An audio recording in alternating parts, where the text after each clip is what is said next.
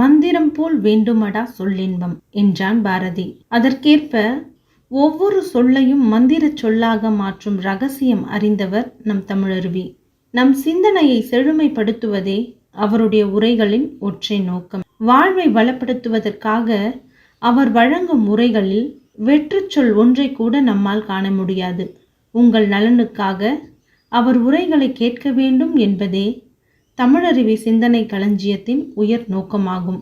உயர் ஒழுக்கமும் நேரிய பண்பாடும் நற்சிந்தனையும் உள்ளவர்கள் ஒரே குடும்பமாக உருவெடுப்பதை விட உலகில் உன்னதம் எதுவாக இருக்க முடியும்? இந்த உரையை கேட்பதற்கு முன்பு முதன் முறையாக நமது தமிழருவி சிந்தனை களஞ்சியம் சேனலை காண்பவர்கள் இந்த சேனலை சப்ஸ்கிரைப் செய்யுங்கள். மறக்காமல் அருகிலுள்ள பெல் பட்டனை அழுத்துங்கள். அப்பொழுதுதான் இந்த சேனலின் அனைத்து காணொளிகளும் உடனுக்குடன் உங்கள் பார்வைக்கு வரும். நன்றி.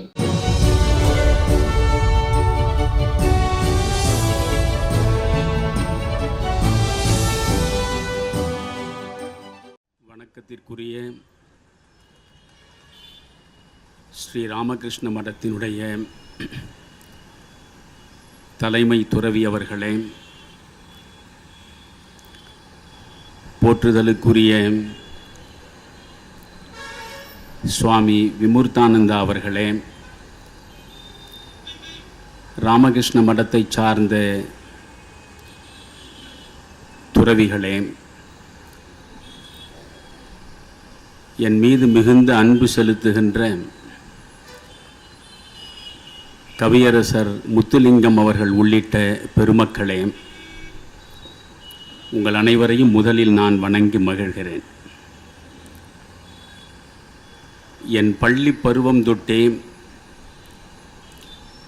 2 பேரால் தான் என் சிந்தனைகள் செதுக்கப்பட்டன என்று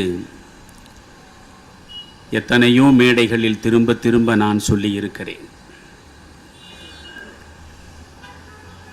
பாரதியையும் சுவாமி விவேகானந்தரையும் கரம் பற்றியபடிதான் என் வாழ்க்கை பாதையில் நான் தொடர்ந்து பயணித்து கொண்டிருக்கிறேன். சுவாமி விவேகானந்தர் அவர்கள் 1893 இந்த சென்னைக்கு முதலாக வருகை தந்திருக்கிறார். இந்த சென்னையின் விவேகானந்தருக்கும் சென்னைக்கும் இடையே இருந்த தொடர்பை முதலில் நாம் அறிந்து கொள்ள வேண்டும் என்கிற ஆர்வத்தினால் நான் அங்கிருந்து தொடங்குகிறேன். 1893 சென்னைக்கு முதலாக விவேகானந்தர் வருகிறார். ட்ரிப்ளிகேன் லிட்டரரி சொசைட்டி என்கிற திருவல்லிக்கேணி இலக்கிய அமைப்பு முதலாக விவேகானந்தரை சென்னை பெருமக்களுக்கு அறிமுகம் செய்து வைத்திருக்கிறது. இதில் ஒரு மகிழ்ச்சிக்குரிய செய்தி, விவேகானந்தரை முதலில் சென்னை பெருமக்களுக்கு அறிமுகப்படுத்திய அந்த திருவல்லிக்கேணி இலக்கிய அமைப்பினுடைய தலைவராக இருந்தவர் மீர் காசிம் அலி என்கிற இஸ்லாமிய பெருமகன். எனவே அந்த இஸ்லாமிய பெருமகனை தலைவராக கொண்டு இயங்கிய திருவல்லிக்கேணி இலக்கிய அமைப்பின் மூலமாகத்தான் முறையாக விவேகானந்தருடைய குரல் சென்னையிலே ஒலித்திருக்கிறது. 1892 டிசம்பர் மாதம் 24 26 வரையில் கன்னியாகுமரியில் கடலுக்கு இடையே இருக்கக்கூடிய பாறையின் மீது அமர்ந்து அலைகள் தந்த ஆரவாரத்திற்கு இடையே அமைதி சார்ந்து தியானத்திலே ஈடுபட்டு ஒரு புதிய ஆன்மீக வெளிச்சத்தை அவர் பெற்றது இந்த தமிழ் மண்ணில் என்பது குறித்து நாம் அனைவரும் எப்பொழுதும் பெருமைப்பட வேண்டும். விவேகானந்தரே அந்த சம்பவம் குறித்து தெளிவாக சொல்கிறார். புறத்திலும் அகத்திலும் நான் தேடிய வெளிச்சத்தை இங்கேதான் பெற்றேன் என்று. எனவே விவேகானந்தர் புறத்தில் தேடிய வெளிச்சமும் அகத்தில் தேடிய வெளிச்சமும் கிடைத்த இடம் அந்த கன்னியாகுமரியிலே இருக்கக்கூடிய கடற்பாறை. தமிழ் மண் விவேகானந்தருக்குள்ளே புறத்திலும் அகத்திலும் வெளிச்சத்தை வழங்கி இருக்கிறது என்கிற பொழுது, இந்தியா புண்ணிய பூமி என்று எனக்கு முன்னாலே பேசிய துறவி பெருமையோடு சொன்ன நேரத்தில், அந்த இந்தியாவிலே இடம்பெற்றிருக்கிற தமிழ்நாடு மிக பெரும் புண்ணியம் வாய்ந்த பூமியாக இருக்கிறது என்பதையும் நாம் சேர்த்து பார்க்க வேண்டும். அதே போன்றுதான் சிகாகோவுக்கு அவர் சென்றார். சென்ற பிறகு உலகம் தழுவிய பெருமைக்கு உரியவரானார். ஆனால் 1893 சென்னைக்கு வந்து, பிறகு சென்னையிலே இருந்து பம்பாய்க்கு அவர் கப்பல் வழியாக செல்லுகிற நிலையில் இதே இலங்கையிலே உள்ள கொழும்புவில் அவர் இறங்குகிறார். ஒரு நாள் கப்பல் அங்கே தங்குகிறது. அந்த ஒரு நாளில் கொழும்பை சுற்றி பார்ப்பதற்கு அவர் செல்கிறார். ஒரு மனிதன் கூட அந்த இலங்கையில் கொழும்பு நகரில் விவேகானந்தரை திரும்பி கூட பார்க்கவில்லை. 1893 அது நிலவரம். 1897 4 ஆண்டு கால இடைவெளிக்கு பிறகு சிகாகோவில் அவர் ஆற்றிய உரை உலகம் முழுவதும் அதிர்வலைகளை உருவாக்கி இந்து சமயத்தினுடைய பெருமையை அகிலம் முழுவதும் அறிந்து கொள்ளக்கூடிய சூழல் கனிந்த நிலையில் ஒரு ஞான துறவியாய், ஒரு வீரத் துறவியாய், ஒரு ஆன்மீக துறவியாய் திரும்ப வருகிற பொழுது அந்த இலங்கை கொடுத்த வரவேற்பு விவேகானந்தரையே நெகிழச் செய்தது. கொழும்பிலிருந்து யாழ்ப்பாணம் வரையில் விவேகானந்தருக்கு வழங்கப்பட்ட மாபெரும் வரவேற்பு குறித்து அவரே நெஞ்சு நெகிழ்ந்து பல இடங்களில் குறிப்பிட்டிருக்கிறார். ஆக அந்த விவேகானந்தர் சிகாகோவுக்கு செல்லுகிற தருணம் வாய்ப்பதற்கு முன்பு வரையில் எவ்வளவு அறிவாற்றல் மிக்கவராக இருந்தாலும், எவ்வளவு ஆன்ம வெளிச்சம் நிறைந்தவராக இருந்தாலும், பரம அம்சருடைய பெருமைக்குரிய சீடராக அவர் பவனி வந்திருந்தாலும், அவருடைய பெருமை முழுவதும் இந்த உலகத்திற்கு தெரிய தொடங்கியது சிகாகோவிலே நடந்த சர்வசமய மாநாட்டின் மூலம்தான் என்றால், அந்த சர்வசமய மாநாட்டிற்கு விவேகானந்தர் செல்வதற்கு அடித்தளம் அமைத்தது யார் என்று பார்க்கிற பொழுது இந்த சென்னை நகரத்திலே இருந்த சிறுவர்கள், இளைஞர்கள் என்பதை நாம் சிந்தித்து பார்க்க வேண்டும். நீங்கள் நினைந்து பார்க்கிற பொழுதே அழகிய சிங்கம் பெருமாள் பச்சையப்பன் கல்லூரியில், அன்று பச்சையப்பன் பள்ளி, 26 வயதில் அந்த பள்ளியின் தலைமை ஆசிரியராக பொறுப்பேற்றிருந்த அழகிய சிங்கம் பெருமாள், நீங்கள் மைசூர் மன்னர் சிகாகோவுக்கு செல்ல வேண்டும் என்று சொன்னார். ராமநாதபுரம் ராஜாவாக இருந்த பாஸ்கர சேதுபதி, நான் பொருளுதவி செய்கிறேன், நீங்கள் சிகாகோவில் நடக்கக்கூடிய சர்வசமய மாநாட்டில் சிறப்புரையாற்ற வேண்டும் என்று சொன்னார்.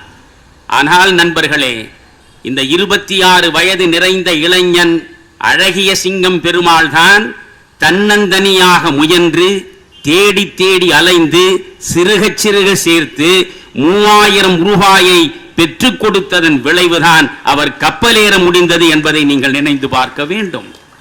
எனவே இந்த சென்னைக்கும் விவேகானந்தருக்கும், சென்னைக்கும் ராமகிருஷ்ண மிஷன், இந்த சங்கம், இந்த மடம், இவை அனைத்திற்கும் ஒரு நெருக்கமான இதய தொடர்பு இருக்கிறது என்பதை புரிந்து கொள்கிறோம். அதே போன்று ராமகிருஷ்ண மடத்தின் கொள்கைகளை பரப்புவதற்காக 2 ஆங்கில இதழ்கள் முதலாக இந்தியாவிலேயே வெளிவந்த இடம் எது என்றால் இந்த சென்னை மாநகரம்தான். இந்த சென்னை மாநகரத்திலேதான் பிரம்மவாதின் என்கிற ஆங்கில இதழ் வெளியே வந்தது. அதன் ஆசிரியராக 14 ஆண்டுகள் அழகிய சிங்கம் பெருமாள் அவர்கள் இருந்து அதை வளர்த்தெடுத்து ஆன்மீக கருத்துக்களை தமிழரிடையே கொண்டு போய் சேர்த்தார். அதற்கு பிறகு பிரபுத்த பாரதா, இந்த பிரபுத்த பாரதா என்கிற பெயரை விவேகானந்தரே சூட்டினார். இந்த 2வது ஆங்கில இதழ் பிரபுத்த பாரதா என்றால் விழிப்புற்ற இந்தியா, உறங்கிக் கொண்டிருக்கின்ற இந்தியா விழிப்புற வேண்டும் என்பதற்காக வேள்வி நடத்திய மனிதர் அல்லவா விவேகானந்தர். எனவே விழிப்புற்ற இந்தியா என்று அவர் பெயர் கொடுத்தார். அந்த பிரபுத்த பாரதா என்கிற ஆங்கில இதழும் சென்னையிலே இருந்துதான் வெளியிடப்பட்டது. 2 ஆங்கில இதழ்கள் முதலாக ராமகிருஷ்ண மடத்தின் கொள்கைகளை கொண்டு போய் சேர்ப்பதற்கு இந்தியாவிலேயே உருவாக்கப்பட்ட பெருமைக்குரிய மண் இன்று நான் இங்கே பேசிக் கொண்டிருக்கிறேனே, இந்த சென்னை மண், இந்த திருவல்லிக்கேணி மண் என்பதை நீங்கள் புரிந்து கொள்ள வேண்டும். அதே போன்றுதான் சிகாகோவில் அவர் உரை ஆற்றுகிறார். அவர் ஆற்றிய உரை உலகம் முழுவதும் அதிர்வலைகளை உருவாக்குகிற பொழுது அவருடைய வெற்றியை கொண்டாடுவதற்கென்று ஒரு கூட்டம் கூட்டப்பட்டது என்றால் அந்த கூட்டம் இந்தியாவிலேயே சென்னை நகரத்தில் தான் முதலாக கூட்டப்பட்டது. சென்னையில் தான் கூட்டி அந்த வெற்றி விழாவை கொண்டாடி இருக்கிறார்கள். அது மட்டுமல்ல, 1897 விவேகானந்தர் ராமநாதபுரத்தில் பாம்பனிலே இருந்து அவர் இந்த சென்னை நோக்கி வருகிற நிலையில் பாஸ்கர சேதுபதியே தோள் சுமந்து தேரை நடத்தினார் என்று பெருமை பொங்க பேசுகிறோமே, அந்த நிகழ்ச்சிகள் எல்லாம் முடிந்து இந்த எழும்பூரில் ரயில் நிலையத்திலே வந்து இறங்குகிற பொழுது 17 இடங்களில், எழும்பூரிலே இருந்து திருவல்லிக்கேணி வரையில் 17 இடங்களில் வெற்றி வளைவுகள் வைத்து மிகப்பெரிய அளவில் பிரம்மாண்டமான முறையில் விவேகானந்தருக்கு வரவேற்பை வழங்கிய இடம்தான் இந்த சென்னை. அந்த நேரத்திலேதான் இந்த இடத்தில் 9 நாட்கள் அவர் தங்கி இருக்கிறார். 9 நாட்கள் அவர் தங்கி 4 பேருரைகளை நிகழ்த்தி இருக்கிறார். இன்றளவும் விவேகானந்தருடைய பெருமைக்குரிய பேருரைகளாக அந்த 4 பேருரைகளும் அமைந்திருக்கின்றன. அந்த 4 பேருரைகளும் ராமகிருஷ்ண மடத்தின் சார்பாக புத்தகங்களாகவே வந்திருக்கின்றன. அந்த பேருரைகளை படித்து பார்க்க வேண்டும். எனது போர் முறை என்பதுதான் அவர் இந்த நவராத்திரி விழா என்று இன்றைக்கு நாம் பேசிக் கொண்டிருக்கிறோமே, 9 நாட்கள் இங்கே அவர் தங்கிய பொழுது 4 பேருரைகளை நிகழ்த்தினார். அதில் அவர் நிகழ்த்திய முதல் பேருரை எனது போர் முறை. அந்த எனது போர் முறையை படித்து பார்க்க வேண்டும். இந்திய ரிஷிகள் என்று ஒரு பேருரை நிகழ்த்தி இருக்கிறார். அந்த இந்திய ரிஷிகள் என்ற பேருரையை நீங்கள் படித்து பார்க்க வேண்டும். வேதாந்தமும் வாழ்க்கை முறையும் என்று ஒரு பேருரை நிகழ்த்தி இருக்கிறார். அந்த பேருரையை நீங்கள் வாசிக்க வேண்டும். எதிர்கால இந்தியா என்று ஒரு பேருரை நிகழ்த்தி இருக்கிறார். அதை நீங்கள் வாசிக்க வேண்டும். எவற்றையெல்லாமோ வாசித்து நேரத்தை செலவழிக்கக்கூடிய நாம், நீங்கள் விவேகானந்தர் ஆற்றிய பேருரைகள் அனைத்தையும் படிக்க வேண்டும் என்கிற அவசியம் கூட இல்லை. நான் ஒரு 50 ஆண்டு காலமாக விவேகானந்தரை வாசித்துக் கொண்டிருப்பவன், இன்று வரையில் வாசித்துக் கொண்டிருப்பவன். ஆனால் அந்த 4 பேருரைகளை மட்டும் நீங்கள் படித்தால் போதும், விவேகானந்தருடைய ஒட்டுமொத்த சிந்தனைகளும் மிகச்சரிவாக வந்து சேர்ந்திருக்கிற இடம் இந்த சென்னையிலே அவர் வழங்கியதுதான். எனவே அந்த பேருரைகளை நீங்கள் படித்து பார்க்கிற பொழுது விவேகானந்தர் இந்த மண்ணுக்கு வழங்கிய செய்திகள் என்ன? நீங்கள் 1000 நாட்கள் மணிக்கணக்கில் விவேகானந்தருடைய செய்திகளை பரவலாக நீங்கள் யோசித்து யோசித்து பேசிக்கொண்டே இருக்கலாம். ஆனால் சிகரம் வைத்தார் போல் மிகச் செறிவாகவும் சுருக்கமாகவும் நீங்கள் சொல்ல வேண்டும் என்றால், விவேகானந்தர் இந்த மண்ணுக்கு வழங்கிய செய்திகள் 3 தான். நீங்கள் 3000 பக்கங்களை புரட்டி படித்தாலும் சரி, 300 நாட்கள் தொடர்ந்து விவேகானந்தரை வாசித்தாலும் சரி, நீங்கள் பெறக்கூடிய செய்தி இந்த 3 தான். இந்த 3 செய்திகளுக்குள்ளேதான் சுவாமி விவேகானந்தருடைய அருட்பார்வை இருக்கிறது. இந்த 3 செய்திகளுக்குள்ளேதான் சுவாமி விவேகானந்தர் என்கின்ற வித்தியாசமான ஒரு வீர துறவி நமக்கு இடையே தரிசனம் தருகிறார். அவர் தருகிற முதல் செய்தி, ஒவ்வொரு மனிதனும் தெய்வீகமானவன். ஒவ்வொரு மனிதனும் தெய்வீகமானவன். ஆனால் அதுவரையில் இந்து சமுதாயத்தில் நமக்கு இடையே இருந்த மிகப்பெரிய மூட நம்பிக்கை என்ன? பிறக்கிற பொழுதே நாம் பாவங்களை சுமந்து பிறந்தவர்களாகத்தான் பார்க்கப்பட்டோம். குழந்தையாக இந்த மண்ணில் ஜனிக்கிற பொழுதே சென்ற பிறவிகளில் ஏற்பட்ட கர்மங்களின் விளைவாக பாவங்களை சுமந்து கொண்டு வந்து சேர்ந்தவர்களாகத்தான் இந்த மண் பார்த்தது, இந்து சமயம் பார்த்தது. ஆனால் விவேகானந்தர் தான் முதலாக சொல்கிறார், ஒவ்வொரு மனிதனும் தெய்வீகமானவன். நீங்கள் தெய்வீகத்தினுடைய அங்கமாக இருக்கக்கூடியவர்கள். எனவே உங்களை பாவிகளாக நினைக்காதீர்கள். நீங்கள் எவற்றிற்கும் பயன்படாதவர்கள் என்று யோசிக்காதீர்கள். நீங்கள் அத்துணை பேரும் தெய்வீகமானவர்கள் என்றவர் சொல்கிறார். Each soul is potentially divine என்பதுதான் விவேகானந்தர் வழங்கி இருக்கிற வாசகம். Each soul is potentially divine. நாம் அனைவருமே புனிதத்தின் பங்குதாரர்கள். நாம் பாவத்தின் சின்னங்கள் இல்லை என்று ஒருவன் நினைந்து பார்க்கிற பொழுதே அவனுக்குள் ஏற்படக்கூடிய உணர்ச்சியின் உந்துதலை யோசித்து பாருங்கள். அது தருகிற ஆன்ம வெளிச்சத்தை யோசித்து பாருங்கள். விவேகானந்தருக்கு முன்பு இந்த மண்ணில் அப்படி யாராவது ஒரு துறவி, ஒரு ஆன்மீக ஞானி, ஒரு சமய சான்றோர், இப்படி சொன்ன வழக்கம் உண்டா என்றால் கிடையாது. எனவே விவேகானந்தர் வழங்கிய 3 முக்கியமான செய்திகளில் முதற் செய்தி, ஒவ்வொரு மனிதனும் தெய்வீகமானவன். இரண்டாவது செய்தி, இறைவன் எங்கோ இருக்கிறான், நாம் இங்கே இருக்கிறோம் என்று பிரித்து பார்ப்பதே பேதமை. தத்துவமசி என்ற 4 மகா வாக்கியங்களில் முக்கியமான வாக்கியமாக போற்றப்படுகிற தத்துவம் அசி என்றால் என்ன? நீ அதுவாக இருக்கிறாய். நீ அதுவாக இருக்கிறாய் என்றால் என்ன பொருள்? நீ எதுவாக இருக்கிறாய்? நீதான் கடவுளாக இருக்கிறாய். நீ வேறு, கடவுள் வேறு இல்லை.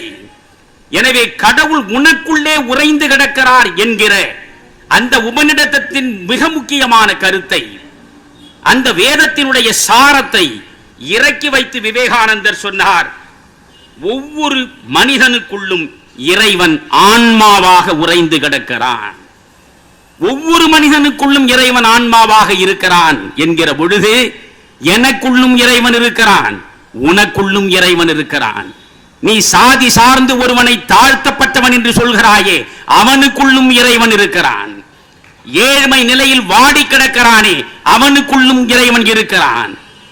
ஆணை விட பெண் தாழ்ந்தவள் என்று நினைக்கக்கூடிய மனிதா, உனக்கு நான் சொல்கிறேன், ஆணில் மட்டும் இறைவன் இல்லை, உன்னை போலவே பெண்ணிலும் இறைவன் இருக்கிறான் என்கிற பொழுது, உலகத்தின் எந்த பக்கம் திரும்பி பார்த்தாலும் எல்லாவற்றிலும் இறைவன் இருக்கிறான் என்கிற நிலையை வளர்த்தெடுத்து விட்டால், அங்கே சாதி பேதம் இல்லை, மதபேதம் இல்லை, செல்வம் சார்ந்த உயர்வு தாழ்வு இல்லை, இனத்தின் பார்ப்பட்ட பேதங்கள் இல்லை, நிறத்தின் பார்ப்பட்ட பிளவுகள் இல்லை.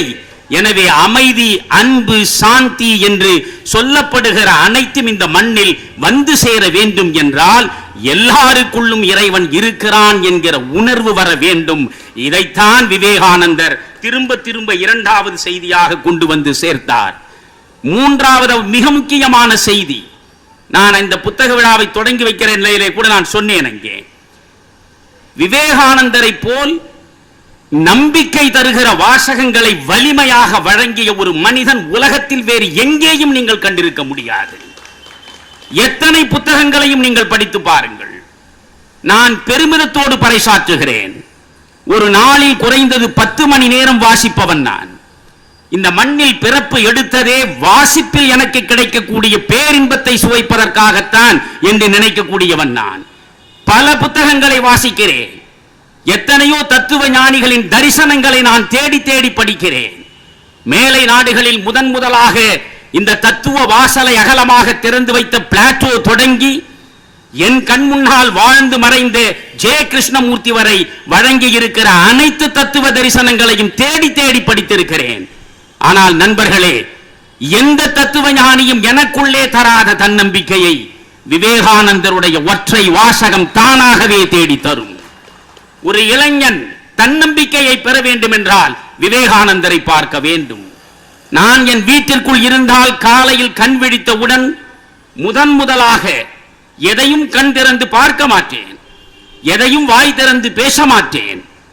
முதலில் நான் புலர்காலை பொழுதில் கண் திறக்க வேண்டும் என்ற உணர்வு உந்துகிற நிலையில் என் விழிகளுக்கு முன்னாலே 2 உள்ளங்கைகளையும் விரித்துக் கொள்வேன். இந்த 2 உள்ளங்கைகளில் முதலில் என் வலக்கையில் என் தாயையும், என் இடக்கையில் என் தந்தையையும் நான் தெய்வ தரிசனம் செய்வேன். அதுதான் முதலில் ஒவ்வொரு நாளும் நான் உலகத்தில் என் விழிகளாலே கண்டெடுக்கிற தெய்வ தரிசனம். வீட்டில் இருந்தால் இந்த தெய்வ தரிசனம் முடிந்ததும் வரவேற்பறைக்கு வருவேன். வரவேற்பறையில் விவேகானந்தருடைய படத்தை வைத்திருக்கிறேன். விவேகானந்தருடைய கால்களின் கீழே அவருடைய வாசகம் பொறிக்கப்பட்டிருக்கிறது. ஒவ்வொரு நாளும் உரத்த குரலில் ஓங்கி அதை நான் வெளிப்படுத்துவேன். அந்த வாசகம் என்ன தெரியுமா? All power is within you. All power is within you. எல்லா வலிமையும், எல்லா ஆற்றலும், எல்லா சக்தியும் உனக்குள்ளே இருக்கின்றன. விவேகானந்தருக்கு பிடிக்காதது ஒன்றுதான், கோழைத்தனம். கோழைத்தனம்.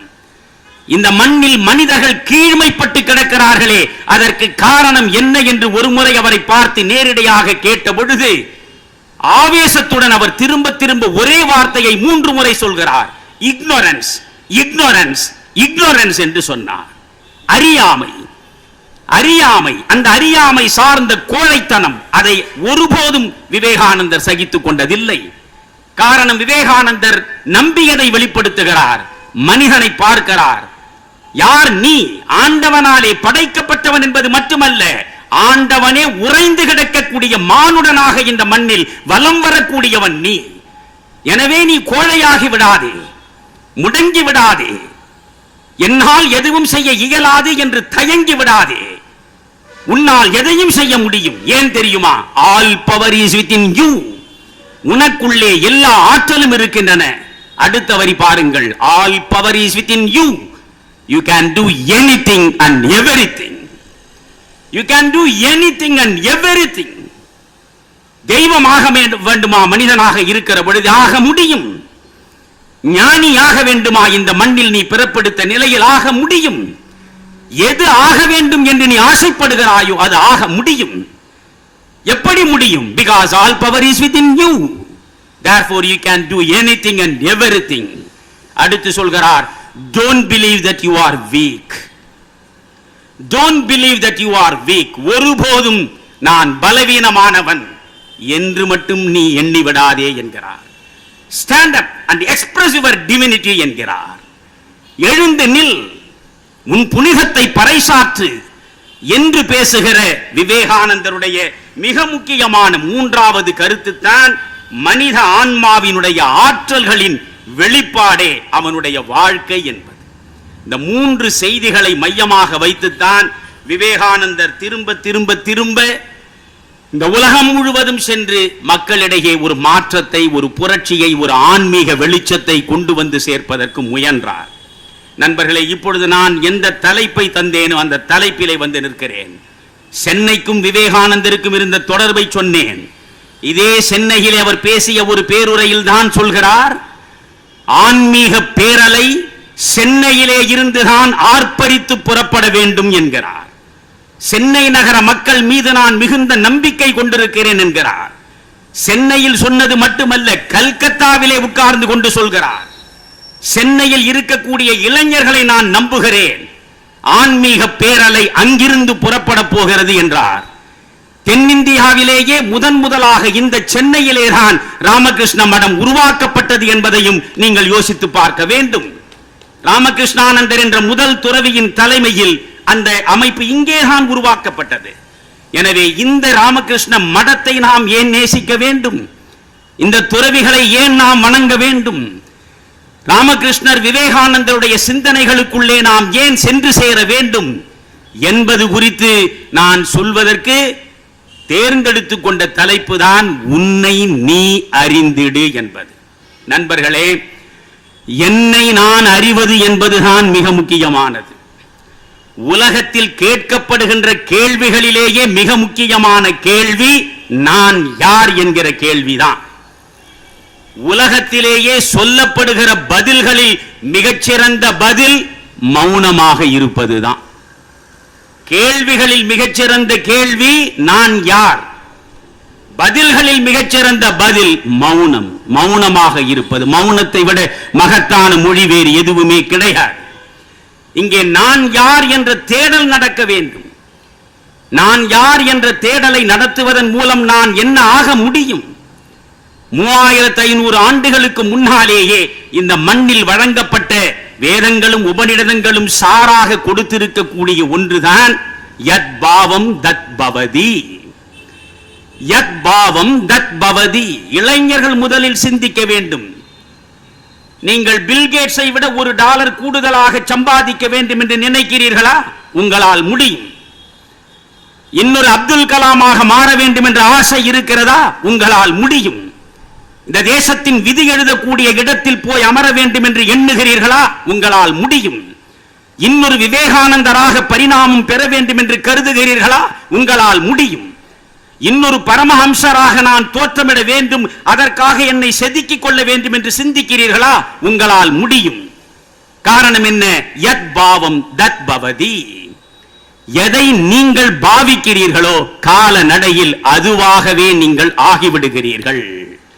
யத் பாவம் தத் பவதி. வேத வாசகம் நெஞ்சிலே வைத்துக் கொள்ள வேண்டும். இதைத்தான் பைபிளை நீங்கள் புரட்டி பார்த்தால் கர்த்தர் சொல்கிறார், As a man thinketh, so is he. ஒரு மனிதன் என்ன நினைக்கிறானோ அவன் அதுவாக மாறுகிறான். இது பைபிள் வாசகம். நீங்கள் 2600 ஆண்டுகளுக்கு முன்னாலே இந்த மண்ணில் எலும்போடும் நரம்போடும் சதையோடும் நடந்த புத்தர் அவர் வழங்கிய வேதங்களினுடைய சாரம் முழுவதையும் இறக்கி வைத்திருப்பதுதான் தம்மபதம்.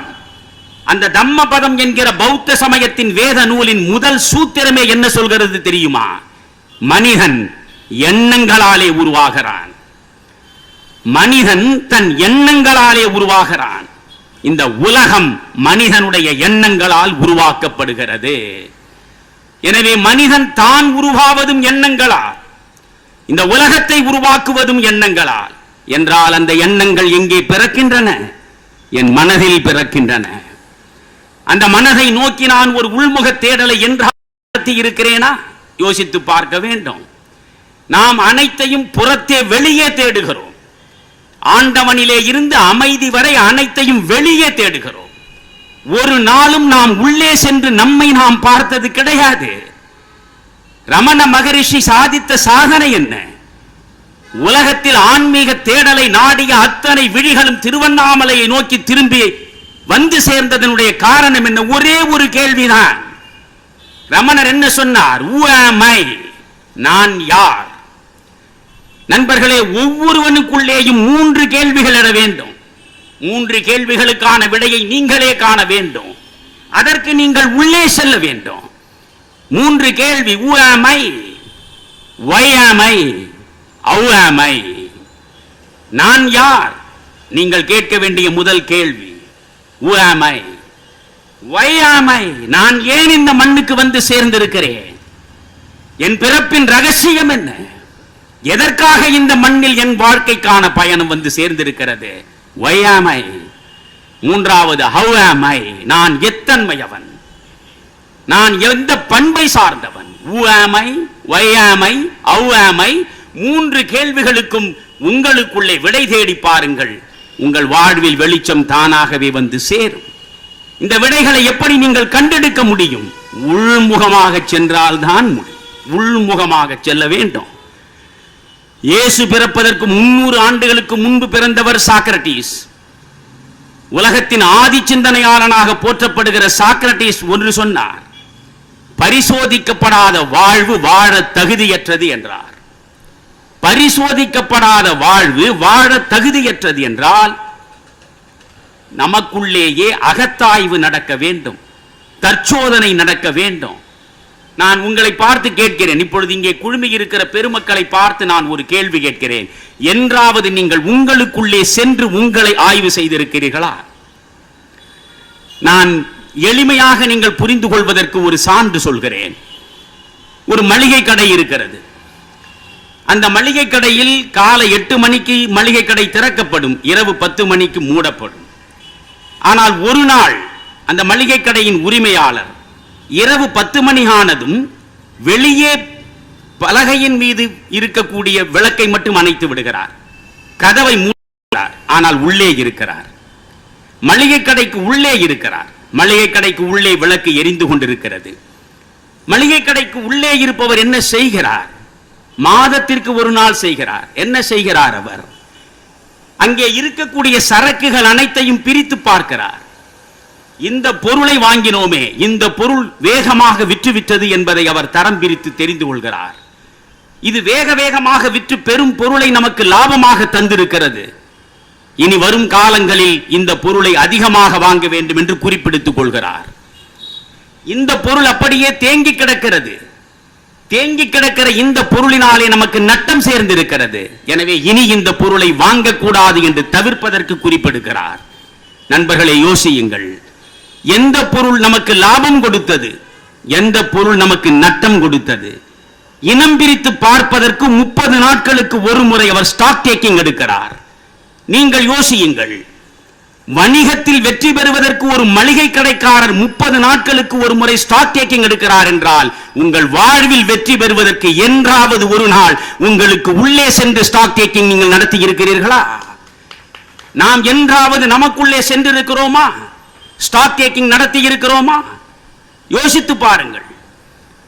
புத்தருடைய வாழ்விலே நடந்த ஒரு சம்பவத்தை சொல்கிறேன். உருவேலா காடு, அந்த காட்டிலே தான் புத்தர் தனக்கான ஞானத்தை பெற்றார். அந்த உருவேலா காட்டின் வழியாக ஒரு சுற்றுப்பயணம் போவது என்று ஒரு 30 பேர் முடிவெடுக்கிறார்கள். 30 பேர் முடிவெடுத்து அவரவர் துணைவியரோடு சேர்ந்து நடக்கிறார்கள். அவர்களோடு ஒருவனும் புறப்பட்டான். ஆனால் அவனுக்கு திருமணமாகவில்லை. வாடகைக்கு ஒரு பெண்ணை தேர்ந்து கொண்டு அவளோடு சேர்ந்து அவன் சென்றான். இரவு பொழுதில் அந்த உருவேலா கானகத்திலே அவர்கள் உடைமைகளோடு தங்கினார்கள். பொழுது புலர்ந்தது. கண் விழித்து பார்த்தார்கள். 30 பேருடைய உடைமையையும் பறித்துக் கொண்டு அவள் சென்று விட்டாள். ஒரு பொருளும் அங்கே இல்லை. அனைத்து பொருள்களையும் களவாடி விட்ட அந்த பெண்ணை தேடிக்கொண்டு இவர்கள் புறப்படுகிறார்கள். வழியிலே புத்தர் வருகிறார். புத்தரை பார்த்து, இந்த 30 பேரில் வாடகைக்கு ஒரு பெண்ணை அமர்த்தி கொண்டு வந்தானே, அவள்தான் களவாடியவள். அந்த பெண்ணை தேடியவன் வந்து நின்று புத்தரை பார்த்து சொன்னான், ஐயா, வழியில் நீங்கள் ஒரு பெண்ணை கண்டீர்களா என்றார். ஏன் கேட்கிறாய் என்றார். நடந்ததை சொன்னார்கள். புத்தர் அவனை பார்த்து சொன்னார், பெண்ணை தேடுவதை விடு, முதலில் தன்னை தேட பார் என்றார். உன்னை தேடு. உன்னை தேடுவதுதான் முக்கியம். உலகத்திலேயே மிகவும் அறிவு சார்ந்தது என்ன என்றால் தன்னை தேடுவதுதான். எனவே தன்னை தேட வேண்டும் என்றால் உள்முகமாக நீங்கள் பயணிக்க வேண்டும். காரணம், உங்கள் வாழ்வும் உங்கள் தாழ்வும் உங்கள் வளர்ச்சியும் உங்கள் வீழ்ச்சியும் உங்களிடம்தான் இருக்கிறது. எனவே உங்களுக்குள்ளே சென்று பார்க்க வேண்டும். நான் உங்களிடம் சொல்ல விரும்புவது மற்ற ஞானிகள் சொல்வதைப் போல, சித்தர்கள் சொல்வதைப் போல நான் பேசுவதற்கு இங்கே வரவில்லை. நீங்கள் தியானத்திலே ஈடுபடுங்கள். உள்ளே செல்வதற்காக இந்த மண் கண்டெடுத்த மிகப்பெரிய உத்திதான் தியானம். உலகத்திற்கே இந்த உத்தியை நாம் தான் வழங்கி இருக்கிறோம். இந்த தியானத்தை பெரிய அளவுக்கு கொண்டு சேர்த்த பெருமைக்குரியவன் புத்தன். தியானத்தில் ஈடுபடுவதற்கு நாம் இப்பொழுது என்ன செய்கிறோம்? இந்த மூலாதாரத்திலே இருந்து புறப்படுகிறோம். இப்பொழுது நீங்கள் தியானத்தில் ஈடுபடுவதாக இருந்தால், யாராவது ஒரு யோகியிடம் சென்று நீங்கள் பாடம் கேட்டால் அவர் சொல்லுவார், நீங்கள் இந்த முதுகெலும்பின் கீழ் முனையிலே இருக்கிற மூலாதாரம், அதற்கு பிறகு சுவாதிஷ்டானம், மணிபூரகம், அநாகதம், விசுத்தி, ஆக்ஞை, சகஸ்ரம் என்று 7 சக்கரங்களில் உயிர் சத்தை கொஞ்சம் கொஞ்சமாக ஏற்றி ஏற்றி மேலே வந்து சகஸ்ரத்திலே இருந்து விடுபட்டு துரியாதீத நிலையை அடைந்து தன்னிலிருந்து தான் விடுபட்டு தன்னைத்தான் காண்பதுதான் பேரின்பம் என்று பேசுவார்கள். இப்பொழுது நான் சொல்வது கூட எத்தனை பேருக்கு புரிந்திருக்கும் என்று எனக்கு தெரியாது. ஆனால் இந்த துரியாதீதம் என்பது தன்னிலிருந்து வெளிப்பட்டு தன்னை தான் காண்பது. அப்பொழுது 1000 தாமரை பூக்கள் மலர்ந்தது போன்ற ஒரு அனுபவத்தை நீங்கள் பெறுவீர்கள் என்கிறார்கள். நண்பர்களே, அவற்றையெல்லாம் நீங்கள் செய்ய வேண்டும் என்று உங்களை நான் வற்புறுத்தவில்லை. அன்பு கூர்ந்து ஒரு நாளில் 30 நிமிடங்கள் உங்கள் கண்களை மூடுங்கள். 30 நிமிடம் மூடுங்கள். கொஞ்சம் தனித்து இருங்கள். தனிமை கண்டதுண்டு, அதிலே சாரம் இருக்குதம்மா என்றான் பாரதி. கும்பலிலேயே வாழ்ந்து கும்பலிலேயே முடிந்து விட்டால் இறுதி வரை வாழ்வின் சாரமறியாமலே செத்து போய் விடுவீர்கள். எனவே தனித்திருக்க வேண்டும். அதனால் தான் வள்ளலார் தனித்திரு, விழித்திரு, பசித்திரு என்றார். 30 நிமிடம் தனித்திருங்கள். 24 மணி நேரம் இருக்கிறதே ஒரு நாளில், அதில் 30 நிமிடம் நீங்கள் ஒவ்வொரு நாளும் உங்களுக்கு வாய்ப்பான நேரத்தில் தனித்திருங்கள். கண்ணை மூடுங்கள், உள்ளே செல்லுங்கள், உங்களை நீங்கள் பாருங்கள். நமக்கு எப்பொழுதுமே தூர பார்வை தான் உண்டே தவிர கிட்ட பார்வை கிடையாது. 6000 மைலுக்கு அப்பாலே இருக்கக்கூடியவற்றையெல்லாம் நாம் அறிந்து வைத்திருக்கிறோம். ஆனால் 6 அங்குல இடைவெளிக்கு உள்ளே இந்த இருண்டு கிடக்கிற இருதய குகைக்குள் என்ன இருக்கிறது என்று அறியாமலே நாம் வாழ்வை நடத்துகிறோம். இதை அறிந்து கொள்வதற்கு பெயர்தான் ஞானம். நான் பல இடங்களில் திரும்ப திரும்ப சொல்லி இருக்கிறேன். கல்விக்கூடங்களில் எல்லாம் ஒரு மேடைக்கு வருவதற்கு 3 படிக்கட்டுகள் என்றால் ஒவ்வொரு படியிலும் கால் வைத்து அடுத்த படியை அடைந்துதான் மேடைக்கு வர முடியும். அறிவு நிலையும் அப்படித்தான். அறிவு நிலையில் 3 நிலைகள். முதலில் இன்ஃபர்மேஷன், அடுத்து நாலேஜ், அடுத்து விஸ்டம். முதலில் இன்ஃபர்மேஷன், அதற்கு அடுத்து நாலேஜ், அடுத்து விஸ்டம். தமிழில் பாருங்கள், முதலில் தகவல், அடுத்து அறிவு, அடுத்து ஞானம். பல்லாயிரக்கணக்கில் பணத்தை கொட்டி கொடுத்து உங்கள் பிள்ளைகளுக்கு நீங்கள் கலாசாலைகளில் பெற்றுத் தருவது என்ன? வெறும் தகவல். வெறும் தகவல். புறத்தே கிடைக்கக்கூடிய அனைத்தும் வெற்று தகவல்கள் தான். அவற்றால் உங்கள் சிந்தனை செழுமைப்படாது, உங்கள் வாழ்வு வளப்படாது. பரமஹம்சர் விவேகானந்தரிடம் சொல்கிறார், நீ சட்டம் படித்து வழக்கறிஞராக வேண்டும் என்று முடிவெடுத்தால் என் கண் முன்னால் வந்து நிற்காதே என்கிறார். இந்த ஏட்டு கல்வியை பற்றி அவர் ஏளனமாக சொல்வார், வாழைக்காய் அரிசியை தேடி தருவதுதானே நீ பெறக்கூடிய கல்வி என்பார். ஆக வயிற்று பசிக்கு வழிகாட்டுவதுதான் இந்த கல்வியே தவிர உங்கள் அறிவு பசிக்கு எந்த வகையிலும் உணவு தராததுதான் நீங்கள் உங்கள் பிள்ளைகளுக்கு தரக்கூடிய கல்வி. இது வெறும் தகவல், இன்ஃபர்மேஷன், வெற்று தகவல். அந்த படியிலேயே நின்று அப்படியே முடிந்துவிடக் கூடாது, அடுத்த படி ஏற வேண்டும். அடுத்த படிதான் நாலெட்ஜ். நாலெட்ஜ் என்பது அறிவு. அறிவு என்பது என்ன? தன்னை அறிவது. நண்பர்களே, பிறரை அறிந்து வைத்திருப்பதெல்லாம் தகவல். தன்னை அறிய துடித்து தன்னை அறிந்து கொண்டால் அப்பொழுது நீங்கள் பெறுவதுதான் அறிவு. தன்னை அறிந்து கொண்ட பிறகு எனக்குள் உறைந்து கிடக்கும் ஆன்மாவை உணரத் தொடங்கி ஆன்மாவை உணர்ந்து விட்டால் அந்த நிலையில் நீங்கள் பெறுவதுதான் ஞானம். எனவே மனித வாழ்வு என்பது தகவலோடு நின்று விடுவதல்ல. இறப்பு என்னை தழுவுகிற இறுதி நாள் வரையில் ஒவ்வொரு நாளும் அங்குலம் அங்குலமாய் உன்னதம் நோக்கி நான் நகர்ந்தாக வேண்டும். எனவே தகவலிலே இருந்து ஞானம் நோக்கி நான் நடக்க வேண்டும். அதற்கு எனக்கு உள்ளே செல்ல வேண்டும். உள்ளே செல்வது அவ்வளவு முக்கியமாக என்று நீங்கள் கேட்டால் நீங்கள் புரிந்து கொள்கிறார் போல் ஒன்று சொல்கிறேன். நான் திரும்ப திரும்ப சொல்வது ஒன்றுதான். உங்கள் பிள்ளைகள் படிக்கக்கூடிய கலாசாலைகளில், கல்வி கூடங்களில், கல்லூரிகளில், பல்கலைக்கழகங்களில், 4 சுவர்களுக்கு இடையே வகுக்கக்கூடிய பாடத்திட்டங்களில் உண்மையான அறிவையும் ஞானத்தையும் பெறவே முடியாது. உங்களுக்கான அறிவை, உங்களுக்கான ஞானத்தை தருவதற்காகத்தான் இயற்கை உங்களை சுற்றி சூழ்ந்திருக்கிறது. எந்த பக்கத்தில் நீங்கள் பார்வையை படரவிட்டாலும் இயற்கையின் ஒவ்வொரு கூறும் ஒவ்வொரு பாடத்தை உங்களுக்கு நடத்தி கொண்டே இருக்கும். உள்ளே செல்வது எவ்வளவு முக்கியம் என்பதற்கு நான் மரத்தை வைத்து சொல்கிறேன். ஒரு மரம் இருக்கிறது, 60 அடி உயரத்திற்கு ஓங்கி விண்ணை முட்டுகிறார் போல் வளர்ந்து நிற்கிறது. நீங்கள் சென்று அந்த மரத்தை வியப்போடு பார்க்கிறீர்கள். 60 அடி உயரம் இருக்கிறதே, எப்படி இது விழுந்து விடாமல் விண்ணோக்கி உயர்ந்து நிற்கிறது என்று பார்க்கிறீர்கள். உங்களிடம் மரம் பேசுகிறது. மரம் பேசுமா என்றால் பேசும். நீங்கள் பேசுவது மரத்துக்கு புரியாதது போல் மரம் பேசுவது உங்களுக்கு புரியவில்லையே தவிர மரமும் பேசும். இந்த மண்ணில் உள்ள இயற்கையின் ஒவ்வொரு கூறும் பேசும். அந்த மரம் உங்களை பார்த்து பேசுகிறது. மனிதா, 60 அடி உயரத்தில் விண்ணை முட்டுகிறார் போல் உயர்ந்து ஓங்கி நிற்கிறேனே, இது எப்படி என்று வியந்து நீ பார்க்கிறாயா? உனக்கு ஒரு செய்தி சொல்வதற்குத்தான் நான் இங்கே நீண்ட காலமாக நின்று கொண்டிருக்கிறேன் என்று மரம் மனிதனை பார்த்து சொல்கிறது. என்ன செய்தி தெரியுமா? ஊருக்கு தெரிகிறார் போல் என் உயரம் இருக்கிறது என்றால், என் வளர்ச்சி இருக்கிறது என்றால், என் வெற்றி இருக்கிறது என்றால் அதற்கு காரணம் 60 அடி உயரம் ஓங்கி இருப்பதற்காக நான் கண்ணுக்கு தெரிகிறார் போல் மண்ணுக்கு வெளியே 60 அடி உயரம் ஓங்கி நிற்பதற்காக உன் கண்ணுக்கு தெரியாமல் மண்ணுக்கு உள்ளே 120 அடி ஊடுருவி சென்றிருக்கிறேன் என்பதை புரிந்து கொள். உள்ளே சென்றிருக்கிறேன். உள்ளே ஊடுருவி சென்றதனாலே தான் உயர்ந்து நிற்கிறேன். நீங்கள் உயர வேண்டுமா? நீங்கள் உயர வேண்டும் என்றால் உங்களுக்கு உள்ளே செல்ல வேண்டும்.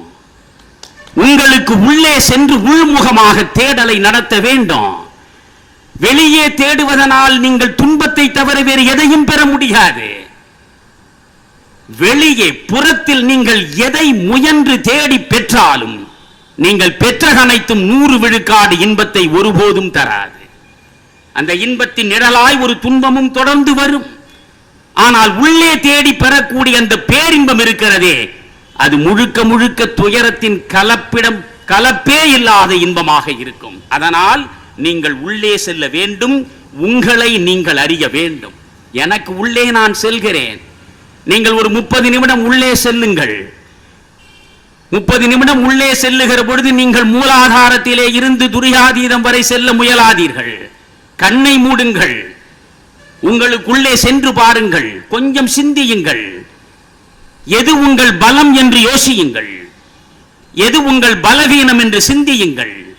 இதுதான் பலம் என்று இனம் கண்டுவிட்டால் அந்த பலத்தை பெருக்குவதற்கான வழிகளில் ஈடுபடுங்கள். இது என் பலவீனம் என்று கண்டெடுத்து விட்டால் அந்த பலவீனத்தை களைந்தெறிவதற்கான முயற்சிகளை தொடர்ந்து செய்யுங்கள். இது என் நிறை என்றால் நிறைகளை வளர்க்க பாருங்கள். இது என் குறை என்றால் குறைகளை களைய பாருங்கள். குறைகளை ஒரு பக்கம் களைந்து நிறைகளை ஒரு பக்கம் சேர்த்து கொண்டே வருகிற பொழுது உங்களுக்குள்ளே இருக்கிற மனம் செழுமைப்பட்டு விடுகிறது. மனம் செழுமைப்பட வேண்டும். காரணம், மனிதன் என்கிற வார்த்தையே மனம் சார்ந்து பிறந்ததுதான். மனுஷன் என்கிற வடமொழி சொல்லே மனஸ் என்பதிலே இருந்து வந்ததுதான். எனவே மனம்தான் மனித மாளிகையின் மைய மண்டபம். இந்த மனதில் தான் எண்ணங்கள் பிறக்கின்றன. அந்த எண்ணங்கள் தான் வார்த்தைகளாக வருகின்றன. அந்த வார்த்தைகள் தான் செயல்களின் உந்து சக்தி ஆகின்றன. அந்த செயல்கள் தான் உங்களுக்கான விளைவுகளை தேடி தருகின்றன என்கிற பொழுது இந்த மனதுக்கு உள்ளே நீங்கள் செல்ல வேண்டும் என்பதுதான் முக்கியமானது. உள்ளே செல்ல வேண்டும் நண்பர்களே. ஐன்ஸ்டீன் உலகம் இதுவரை கண்டிராத மாபெரும் அறிவியலாளர். அத்தனை அறிவியலாளர்களின் தோள்களின் மீதும் ஏறி நின்று தன் உயரத்தை உலகத்திற்கு வெளிப்படுத்தியவன் என்று தானே பிரகடனம் செய்த மனிதன் ஐன்ஸ்டீன். அந்த ஐன்ஸ்டீன் சொல்கிறார், while I spent all my years exploring the world outside me, I never cared to explore the world inside me. எனக்கு புறத்தே இருக்கிற உலகத்தில் என்னென்ன இருக்கிறது என்பதை என் வாழ்வு முழுவதும் தேடி பார்த்தேன். ஆனால் என் அகத்தே இருப்பது என்ன என்று இறுதி வரை தேடாமலேயே இறப்புக்கு வந்து சேர்ந்து விட்டேன் என்று வருத்தப்படுகிற நிலைக்கு ஐன்ஸ்டீனே உள்ளாகி இருக்கிறார். எனவே வெளியே தேடுவதனாலே நீங்கள் வெற்றியாளர்கள் இல்லை. நீங்கள் உங்களுக்கு உள்ளே தேட வேண்டும். அகத்தில் ஒரு கண் இருக்கிறது. ஆவருத்த சச்சு என்று கடோபனிடம் சொல்லுகிறது. ஆவருத்த சச்சு என்றால் உள்முகமாக திறக்கப்பட்ட கண். உங்களுக்குள் ஒரு உள்முக கண் இருக்கிறது நண்பர்களே. இந்த வெளியே இருக்கிற இந்த 2 விழிகள், இந்த கண்களினாலே புறத்தே இருப்பதை நீங்கள் பார்க்கிறீர்கள். புறத்தே உள்ள அனைத்தையும் கண் பார்க்கிறது. இந்த கண்ணை மனம் பார்க்கிறது. இந்த மனத்தை ஆன்மா பார்க்கிறது. அந்த ஆன்மாவை கண்டறிவதுதான் ஞானம். அந்த ஞானத்தை பெறுவதற்காகத்தான் உங்களுக்கு இந்த மனித வாழ்வு. அந்த வாழ்வின் உன்னதத்தை அடைய வேண்டும் என்றால் நீங்கள் உள்முகமாக தேடி செல்வதுதான் மிக முக்கியமானது. உலகத்தில் எத்தனையோ பிறவிகள் இறைவனாலே படைக்கப்பட்டிருக்கின்றனவே, எண்ணற்ற பிறவிகள். எண்ணற்ற பிறவிகள் இங்கே படைக்கப்பட்டிருந்தாலும் 2 அரிய சீதனங்களை வரமாக பெற்றது மனித இனம் மட்டும்தானே. மனிதனுக்கு மட்டும்தானே இறைவன் சிரிப்பதற்கான வரத்தை வழங்கி இருக்கிறான். உலகத்தில் ஒரு பறவை சிரித்து நீங்கள் பார்த்திருக்கிறீர்களா? ஒரு விலங்கு சிரித்து நீங்கள் பார்த்திருக்கிறீர்களா? மனிதன் மட்டும்தானே சிரிக்கிறான். ஆனால் அதில் உள்ள முரண்பாடு, அதில் உள்ள ஐரணி என்ன தெரியுமா? சிரிப்பதற்காகவே படைக்கப்பட்டவன் மனிதன். ஆனால் பிறப்பு தொட்டு இறப்பு வரை அழுது கொண்டே இருப்பவனும் மனிதன்தான். ஒரு பறவை தொடர்ந்து கண்ணீர் விடுவதாக நீங்கள் செய்தியே கிடையாது. எந்த பறவையாவது கண்ணீர் விட்டு பார்த்திருக்கிறீர்களா காலம் முழுவதும்? எந்த விலங்காவது சோகத்திலேயே முடங்கி கிடந்ததாக ஒரு செய்தி உண்டா? இப்பொழுது பார்த்தால் ஒரு மாதத்திற்குள் 20க்கும் மேற்பட்ட கல்லூரி பெண் பிள்ளைகள், மாணவர்கள் தற்கொலை செய்து கொண்டிருக்கிறார்கள். மனித இனம் 6 அறிவு பெற்ற, பகுத்தறிவு பெற்ற மகத்தான இனம். இறைவனுடைய படைப்பிலேயே உயர்ந்த படைப்பு மனித இனம் என்று நாம் பெருமிதப்படுகிறோமே. எந்த விலங்காவது, எந்த பறவையாவது இந்த வாழ்வு போதும், சோகமயமான இந்த வாழ்வை விட சாவு சுகமானது என்று நினைத்து எந்த ஒரு பறவையாவது, எந்த ஒரு விலங்காவது தற்கொலை செய்ததாக வரலாறு உண்டா? ஒரு பறவை தற்கொலை செய்திருக்கிறதா? ஒரு விலங்கு தற்கொலை செய்திருக்கிறதா? இல்லையே. ஆனால் மனிதன் தற்கொலை செய்து கொள்கிறானே. பறவைக்கும் விலங்குக்கும் கிடைக்காத மகிழ்ச்சி, சிரிப்பு மனிதனுக்கு மட்டும் தானே கிடைத்தது. ஆனாலும் மனிதனால் சிரிக்க முடியவில்லையே. ஏன்? நண்பர்களே, நாம் வகுத்துக் கொள்ளுகிற வாழ்வு நம்மை சிரிக்க செய்யவில்லையே. நீங்கள் விவேக சூடாமணியில் ஆதிசங்கரர் மிக அற்புதமாக சொல்லுவார். இந்த 5 பொறிகள், இந்த 5 பொறிகளின் மூலமாக 5 புலன்களின் நுகர்வு, இவற்றால் ஏற்படக்கூடிய விளைவுதான் நம்முடைய வாழ்வு. இந்த 5 புலன்களை அடக்குவது எப்படி என்பதுதான் மிக முக்கியமானது. அதற்கு விவேக சூடாமணியில் ஆதிசங்கரர் சொல்வதை அன்பு கூர்ந்து யோசியுங்கள். ஒரு மான் இருக்கிறது. அந்த மான் எந்த பக்கத்திலே இருந்து ஓசை வருகிறது என்று காது கொடுத்து கேட்கும். அந்த ஓசைக்கு அது வசப்படும். ஓசைக்கு அது வசப்படுவதனாலே நினைவு தடுமாறுகிற நிலையில் வேடனிடம் அது பிடிபடும். அது பிடிபடுவதற்கு, அது மாழ்வதற்கு காரணமாக இருந்தது ஓசை. ஒரு பொறி, அதன் மூலம் பெறக்கூடிய ஒரு இன்பம், அந்த இன்பம் அந்த மானை வீழ்த்தி விடுகிறது. ஒரு யானை, அந்த யானை நீங்கள் மறைவாக பள்ளம் தோண்டி அந்த பள்ளத்தில் கொண்டு வந்து வீழ்த்திவிட வேண்டும் என்றால் அதற்கு ஸ்பரிச சுகம் கிடைக்கக்கூடிய சூழலை உருவாக்கினால் போதும். ஸ்பரிச சுகம் கிடைக்கிற ஒரு காரணத்திற்காக அந்த யானை வெட்டப்படுகிற பள்ளத்தில் விழுந்து மனிதனுக்கு அடிமையாக மாறிவிடுகிறது. ஒரே ஒரு பொறி, அந்த பொறி சார்ந்த புலன் யானையை வீழ்த்துகிறது. ஒரே ஒரு பொறி, அந்த பொறி சார்ந்த புலன் ஒரு மானை வீழ்த்துகிறது. விட்டில் பூச்சி, அந்த விட்டில் பூச்சி இந்த விளக்கு வெளிச்சத்தை பார்க்கிறது. இந்த ஒளியை பார்த்து அதன் மூலம் அது கவரப்பட்டதனுடைய விளைவு கருகி சாகிறது. ஒரு பொறியினால் அதற்கான வாழ்வு முடிந்து போகிறது. மானுக்கு ஒரு பொறியினால் வீழ்ச்சி, யானைக்கு ஒரு பொறியினால் வீழ்ச்சி, விட்டில் பூச்சிக்கு ஒரு பொறியினால் வீழ்ச்சி. மீன் அதனுடைய சுவை காரணமாக அந்த தூண்டில் புழு, அந்த புழுவை அது கவ்வுகிற பொழுது வாழவையே முடித்துக் கொள்கிறது. எனவே தூண்டில் புழு, அந்த புழு தருகிற சுவை, அந்த சுவைக்கான ஈடுபாடு, அந்த ஈடுபாட்டின் காரணமாக அதனுடைய உயிர் இழப்பே என்று வந்து சேருகிறது. வண்டு பூவினுடைய நறுமணத்தினாலே அது கவரப்படுகிறது. கவரப்பட்ட வண்டு அந்த பூவுக்குள்ளே, இதழ்களுக்குள்ளே உட்காருகிறது, தேனை பருகுகிறது.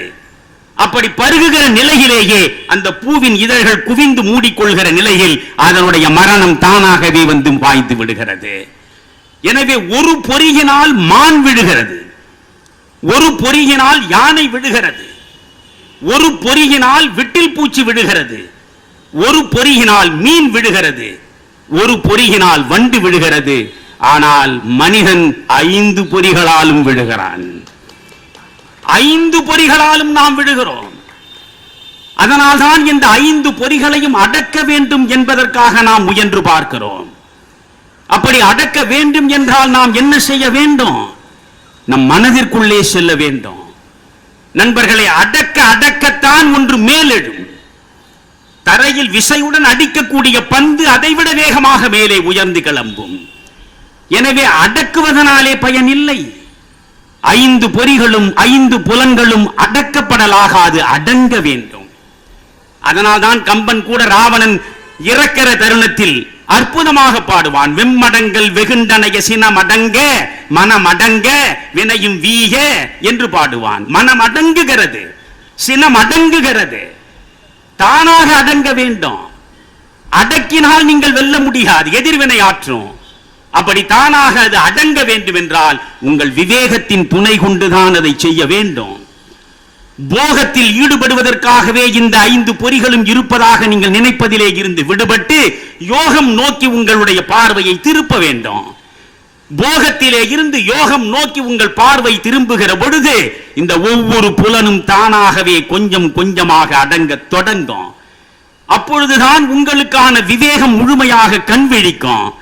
விவேகம் கண்விழிக்க கண்விழிக்க நீங்களே ஒரு விவேகானந்தராக தானாகவே மாறுவீர்கள். எனவே புலன் அடக்கம் என்பதுதான் மிக முக்கியமானது. அதனால் சொல்கிறேன், இவை அனைத்தையும் நாம் செய்ய வேண்டும் என்றால் நமக்குள்ளே இருக்கிற நிறை என்ன, நமக்குள்ளே இருக்கிற குறை என்ன, நம்முடைய பலம் எது, நம்முடைய பலவீனம் எது என்று இனம் பிரித்து பார்க்க வேண்டும் என்றால் அன்பு கூர்ந்து நாம் உள்ளே செல்ல வேண்டும். நான் என்னுடைய நண்பர்களுக்கு சொல்ல விரும்புவதெல்லாம் ஒன்றுதான். உங்களுக்கு யாரும் உயர்வு தருவதற்கு இந்த மண்ணில் கிடையாது. வீழ்த்துவதற்கும் ஒருவன் இருக்கிறான், உங்களை உயர்த்துவதற்கும் ஒருவன் இருக்கிறான் என்று நீங்கள் பேதமையாக நம்பாதீர்கள். நீங்கள் கீதையில் ஒரு வாசகம் உண்டு, நீங்கள் பகவத்கீதை முழுவதையும் படிக்க வேண்டாம். இந்த ஒரு வாசகத்தை மட்டும் படித்துவிட்டு அங்கேயே நில்லுங்கள். அந்த ஒரு வாசகம் பகவான் கிருஷ்ணர் சொல்வது என்ன தெரியுமா? உத்தரே தாத்மனாத்மானம்.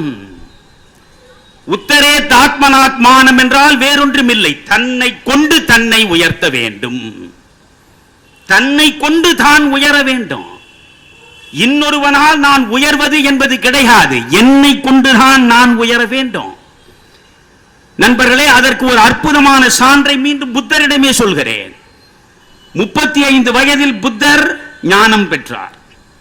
45 ஆண்டு காலம் இந்தியாவின் வடபுலத்திலே இருக்கக்கூடிய மாநிலங்களில் தன் கால்களாலேயே நடந்து மக்களை சந்தித்து ஞானத்தை ஒவ்வொருவன் தோளிலும் இறக்கி வைத்தார்.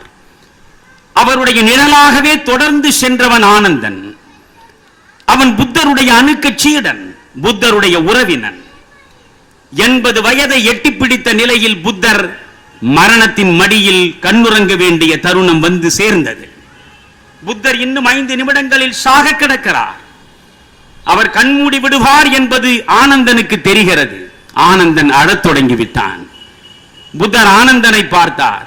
ஆனந்தா, 40 ஆண்டு காலமாக என்னோடு தொடர்ந்து நிழலாய் பின்வந்தவன் நீ. எத்தனையோ மனிதர்களுக்கு நான் ஞானத்தை இறக்கி வைத்தேன். நீ இன்னமும் அழுது கொண்டிருக்கிறாயே. பிறப்பு என்ற ஒன்று நிகழ்ந்தால் அந்த கணத்திலேயே அதனுடைய நிழலாக இறப்பு என்ற ஒன்றும் தொடர்வதுதானே இயற்கை. எந்த ஒன்று நம்மால் தவிர்க்க முடியாதோ அந்த ஒன்று குறித்து நாம் அலைக்கழிக்கப்படலாகாது. தவிர்க்கவே முடியாது என்கிற பொழுது தழுவித்தான் தீர வேண்டும். எனவே எதற்காக நீ அழுகிறாய்? என் மரணம் குறித்து நீ அழுவது எனக்கு உடன்பாடில்லை என்று புத்தர் சொன்னார். உடனே அவன் சொன்னான், புத்தனே, நான் அழுவது உனக்காக அல்ல, எனக்காக என்றான். புத்தனுக்கு புரியவில்லை.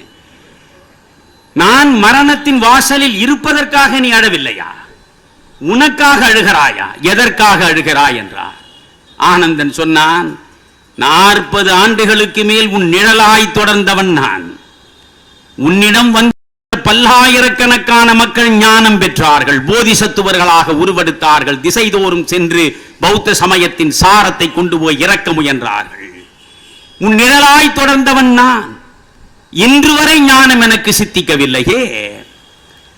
இன்று வரை ஞானம் சித்திக்கவில்லை. நீ இருக்கிற பொழுது கிடைக்காத ஞானம் நீ இறந்த பிறகா கிடைக்கப் போகிறது என்று சிந்திக்கிறேன், அதனால் அழுகிறேன் என்றான். அப்பொழுது புத்தன் சொன்னது, இறக்கும் தருவாயில் இறுதியாக வாய் மலர்ந்தது அந்த ஒரு வாசகம்தான். நண்பர்களே, அது ஆனந்தனுக்காக புத்தன் சொன்னதல்ல.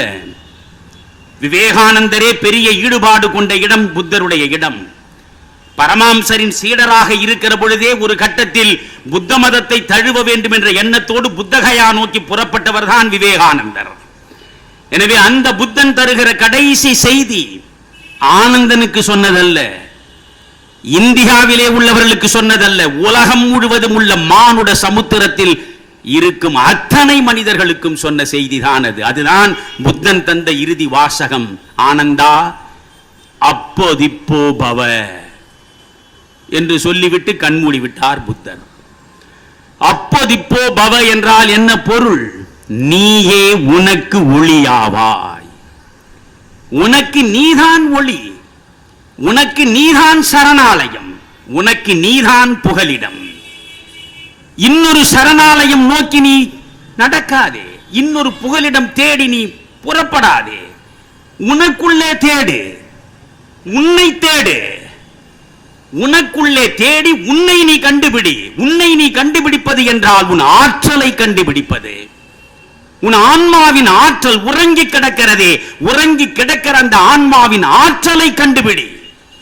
நீயே உனக்கு ஒளியாவாய் என்று சொன்னதுதான் மிக முக்கியமான செய்தி.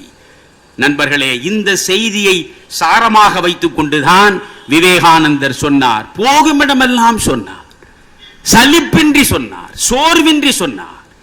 எந்த இடத்தில் இளைஞர்களை சந்தித்தாலும் திரும்ப திரும்ப அவர் சொன்ன வாசகம் இதுதான், நோ thyself. இந்து சமயத்தின் வேதங்களும் உபனிஷதங்களும் புராணங்களும் இதிகாசங்களும் இறக்கி வைத்திருக்கிற ஒரு செய்தி இதுதான், நோ thyself. நோ thyself என்றால் என்ன பொருள்? know yourself. know yourself. உன்னை நீ அறி. உன்னை அறிவதுதான் அறிவு. அதனால்தான் திருமூலன் சொன்னான், தன்னை அறிய தனக்கொரு கேடில்லை, தானே தனக்கு பகைவனும் நண்பனும். எனக்கு பகைவன் யார்? வெளியே இருக்கிறானா? எனக்கு நண்பன் யார்? வெளியே இருக்கிறானா? இல்லை. என் பகைவன் என் உள்ளே இருக்கிறான், என் நண்பனும் எனக்குள்ளே இருக்கிறான். இந்த 5 புலன்கள் தான் எனக்கு நண்பனாகவும் பகைவனாகவும் இருக்க முடியும். இந்த 5 புலன்களை நான் எப்படி பயன்படுத்துகிறேன் என்பதை பொறுத்துதான் என் வாழ்வும் என் வளர்ச்சியும் அல்லது என் தாழ்வும் என்னுடைய வீழ்ச்சியும். எனவே அதை முதலில் புரிந்து கொள்ள வேண்டும். விவேகானந்தருடைய ஒவ்வொரு கருத்துக்குள்ளேயும் நான் விரிவாக சென்று பேசுவது என்றால் அது மணிக்கணக்கில் ஆகும். நான் மிக முக்கியமாக ஒரே ஒரு செய்தியை, விவேகானந்தர் எந்த அன்பை கொண்டு வந்து சேர்க்க விரும்பினாரோ அந்த அன்பின் சாரத்தை தருகிற செய்தியை நான் உங்களிடம் சேர்த்து விட வேண்டும் என்று ஆசைப்படுகிறேன். விவேகானந்தர் திரும்ப திரும்ப சொன்னார், அன்பு என்றால் என்ன? எது அன்பு? அன்பு என்பது ஒருமையின் வற்புறுத்தல் என்றார். ஒருமையின் வற்புறுத்தல். அன்பு என்பது உலகம் முழுவதையும் ஒன்றாக காண்பது, அவ்வளவுதான். உலகத்து உயிர்கள் அனைத்தையும் ஒன்றாக காண்பது, அனைத்தும் இறைவனுடைய வடிவமாக காண்பது, அனைத்துக்குள்ளும் இறைவன் உறைந்து கிடக்கிறான் என்று உணர்வது.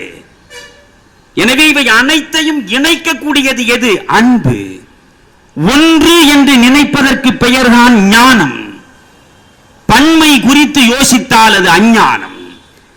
நண்பர்களே, ஃபரீத் என்கிற ஒரு மிகப்பெரிய சூஃபி இருந்தார். இப்பொழுது ராமகிருஷ்ண மடத்தின் துறவிகள் இருப்பதை போல இஸ்லாமிய சமயத்திலேயே சூஃபிகள் உண்டு. அந்த சூஃபிகளில் மிக புகழ்பெற்றவராக இருந்தவர் ஃபரீதத். ஃபரீதத் ஒரு சின்னஞ்சிறு குடிலில் ஒரு கிராமத்து நடுவிலே வீற்றிருந்தார். அக்பர் த கிரேட் என்று வரலாறு புகழ்கிறதே, அந்த அக்பர் பேரரசர் அடிக்கடி தேடி சென்று அந்த ஃபரீதத்தின் காலடிகளே அமர்ந்து பணிவோடு அவர் வழங்கக்கூடிய ஞான செல்வங்களை அள்ளிக் கொள்வார். அவரால் இவருக்கு ஒரு பெரிய விழிப்பு கிடைத்தது ஆன்ம நிலையில். அதனால் அவர் மிகவும் பெரிய அளவுக்கு ஃபரீதத்தை கொண்டாடினார்.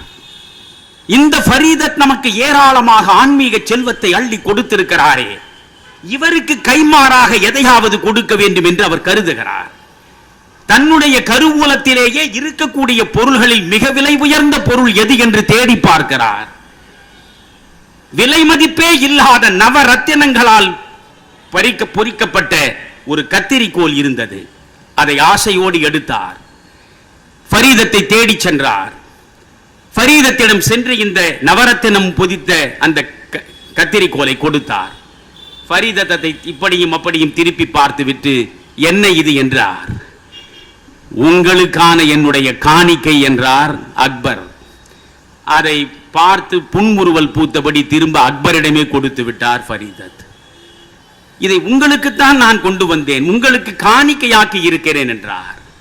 இது எனக்கு அவசியம் இல்லை, நீ எனக்கு காணிக்கை தர வேண்டும் என்று நினைத்தால் ஒன்றை கொடுத்தால் நான் ஏற்றுக்கொள்வேன் என்று. என்ன வேண்டும் கேளுங்கள். ஒன்றுமில்லை, ஒரு சின்ன ஊசி கிடைத்தால் போதும் என்றார். ஊசியா? விலை மதிப்பு இல்லாத வைரங்கள், மாணிக்கம், பவழம், முத்து அனைத்தும் பொதிந்து கிடக்கக்கூடிய இந்த கத்திரிக்கோலை நீங்கள் மறுதளித்து விட்டு ஒரு செப்பு காசுக்கும் பெறாத ஊசியை கேட்கிறீர்களே ஏன் என்றார். ஃபரீதத் சொன்னார், நீ கொடுத்த இந்த கத்திரி ஒன்றை இரண்டாக வெட்டி பிரிக்கும். நான் கேட்கிற ஊசி பிரிந்து கிடக்கிற இரண்டை ஒன்றாக சேர்த்து இணைக்கும். ஒன்றை இரண்டாக பார்ப்பது எதுவோ அதுதான் அஞ்ஞானம். இரண்டை ஒன்றாக இணைத்து பார்ப்பது எதுவோ அதற்கு பெயர்தான் ஞானம். எனவே அந்த ஞானம் எனக்கு வேண்டும், அந்த ஞானம் தான் உலகத்திற்கு வேண்டும் என்று சொன்னவர் ஃபரீதத். அந்த ஃபரீதத் ஒரு நாள் அக்பரை தேடி அரண்மனைக்கு செல்கிறார். வேறு ஒரு காரணமும் இல்லை. அந்த கிராமவாசிகள் அத்தனை பேரும் ஃபரீதத்திடம் வந்தார்கள். ஐயா, எங்களுக்கு வியப்பாக இருக்கிறது, மாபெரும் மன்னன் அக்பர், அவர் மாதந்தோறும் உங்களுக்கு முன்னாலே வந்து மண்டியிட்டு நிற்கிறார். ஒரு பணியாளனை போல பணிவோடு நடந்து கொள்கிறார். நீங்கள் சொல்வதையெல்லாம் செவிமடுத்து விட்டு செல்கிறார். இவ்வளவு பெருமைக்குரியவராக இருக்கிற உங்களால் இந்த கிராமத்திற்கு நல்ல நன்மைகள் கிடைக்க வேண்டும் என்றார்கள். என்னால் இந்த கிராமம் முழுவதற்கும் நன்மையா? எப்படி கிடைக்கும் என்றார் அந்த சூஃபி ஞானி. நீங்கள் மனது வைத்தால் இன்னென்ன குறைகள் எங்களுக்கு இருக்கின்றன, இவற்றை பட்டியலிட்டு பேரரசரிடம் சொன்னால் அவை அனைத்தும் அடுத்த நாளே தீர்ந்து விடுமே என்றார். அப்படியா? என்னாலும் உங்களுக்கு நன்மை நடக்கக்கூடிய வாய்ப்பு இருக்கிறதா? நிச்சயம் செய்கிறேன் என்று சொல்லிவிட்டு அக்பர் அரண்மனையை நோக்கி ஃபரீதத் முதலாக நடந்து செல்கிறார். அந்த ஃபரீதத்தினுடைய பெருமை பேரரசு முழுவதும் பரவி கிடந்ததனால் அரண்மனை வாசலிலே இருந்து அக்பர் இருக்கக்கூடிய இடம் வரையில் அத்தனை பேரும் வழிமறிக்காமல் வணங்கி வரவேற்றார்கள். உள்ளே சென்றார். அவர் சென்ற நேரத்தில் அக்பர் தொழுகையில் ஈடுபட்டிருந்தார். தொழுகையில் ஈடுபட்டிருந்த அக்பரை பார்த்துவிட்டு அப்படியே நிற்கிறார் ஃபரீதத். அக்பர் தொழுகிறார். அல்லாவே, பேரருளாளனே, என்னுடைய சாம்ராஜ்யத்தின் எல்லைகள் இன்னும் பெருகுவதற்கு நீதான் அருள் புரிய வேண்டும். அருளாளனே, என்னை படைத்தவனே, என் கருவூலம் மேலும் மேலும் நிரம்பி ததும்பி வழிவதற்கு நீதான் கருணை கூற வேண்டும் என்று இவர் பிரார்த்தனை செய்து கொண்டிருந்தார். அந்த கணத்திலேயே ஃபரீதத் திரும்பி நடக்க தொடங்கினார். பிரார்த்தனை முடிந்து கண் விழித்து பார்க்கிறார். ஃபரீதத் வந்து திரும்புகிறார். அக்பருக்கு வியப்பாகிவிட்டது. நாம் தேடி செல்லும் ஃபரீதத் நம்மை தேடி வந்திருக்கிறாரே, இப்பொழுது ஏன் அவர் திரும்பி செல்கிறார்? வேக வேகமாக விரைந்து சென்று அந்த ஃபரீதத்தை தடுத்து நிறுத்தி அக்பர் கேட்டார், என்னை நோக்கி நீங்கள் எதற்காக வந்தீர்கள்? வந்தவர் எதற்காக திரும்பி செல்கிறீர்கள்? ஒன்றுமில்லை, உன்னிடம் நான் ஒரு யாசகத்திற்காக வந்தேன். ஆனால் என்னை விட பெரிய பிச்சைக்காரனாக நீ இருப்பதை நேரிடையாக பார்த்தேன். எனவே பிச்சைக்காரனிடம் பிச்சை பெறுவதற்கு என்ன இருக்கிறது என்று திரும்பி செல்கிறேன் என்றார். நான் பிச்சைக்காரனா? நான் பிச்சைக்காரனா? யோசியுங்கள். கடல் இருக்கிறது, கடற்கரையில் பேசுகிறேன். எவ்வளவு நீர் வெள்ள பெருக்கெடுத்து ஓடி போய் விழுந்தாலும் கடல் என்ன செய்யும்? இன்னும் வா, இன்னும் வா என்ற ஆசை அடங்காமல் அலைக்கரங்களை நீட்டி ஆர்ப்பரித்துக் கொண்டே தான் இருக்கும். எவ்வளவு கொடுத்தாலும் கடலுக்கு நிறைவில்லை. எவ்வளவு கிடைத்தாலும் மனிதனுடைய மனதுக்கும் நிறைவில்லை. போதும் என்ற மனம் என்றாவது நமக்கு உண்டா?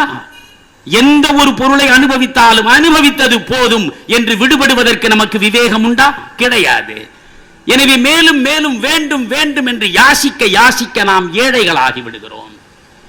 நண்பர்களே, 1,00,000 கோடி இருந்தாலும் இன்னும் 1 கோடி வேண்டும் என்று முயன்று பார்ப்பவனை விட பரம ஏழை எவனும் கிடையாது. 100 ரூபாய் இருக்கிற பொழுது இது போதும் என்று மனநிறைவு அடையக்கூடிய மனிதனை விட ஒரு கோடீஸ்வரன் எவனும் கிடையாது. மனம் பக்குவப்பட வேண்டும். நிறைவாக சொல்கிறேன், உங்கள் மனம் பக்குவப்பட வேண்டும். மனம் பக்குவப்பட வேண்டும் என்றால் என்ன செய்ய வேண்டும்? நண்பர்களே, ஒரு பூ இருக்கிறது. பூவுக்கு இனவிருத்தி நடக்க வேண்டும். அப்படி என்றால் மகரந்த சேர்க்கை நடந்தாக வேண்டும். மகரந்த சேர்க்கை நடக்க வேண்டும் என்றால் அந்த பூவுக்குள்ளே வண்டு வர வேண்டும். வண்டு வந்து அமர வேண்டும். அந்த மகரந்த தூள்கள் அடுத்த இடத்திற்கு சென்று சேர்ந்தால்தான் இனவிருத்தி நடக்கும். ஆனால் ஒரு மொட்டுக்கு மேலே எந்த பூவின் மொட்டின் மீதும் வண்டு வந்து அமர முடியாது. மொட்டின் மீது வண்டு அமராது. வண்டு அமர வேண்டும் என்றால் பூ மலர வேண்டும். எனவே உங்களுக்குள்ளே மனம் என்கிற பூ மலர்ந்த நிலையில் வர வேண்டும். அது மொட்டாகவே இருக்கிற வரையில் உங்களுக்குள் ஆன்ம வெளிச்சம் ஒருபோதும் வராது. ஞானம் எனக்கு வருமா, ஆன்ம விழிப்பு எனக்கு கிடைக்குமா என்று யோசிக்காதீர்கள். மரத்தில் இருக்கக்கூடிய பழம் பழுத்து கனிந்து விட்டால் எந்த வௌவாலையும் வா என்று அது தேட வேண்டிய அவசியம் இல்லை. வௌவால் தானாக தேடி வரும்.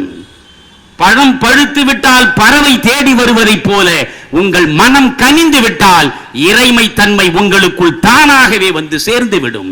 இவை எல்லாவற்றுக்கும் காரணம் உங்கள் மனதை நீங்கள் எப்படி பக்குவமாக வைத்துக் கொள்கிறீர்கள் என்பதுதான்.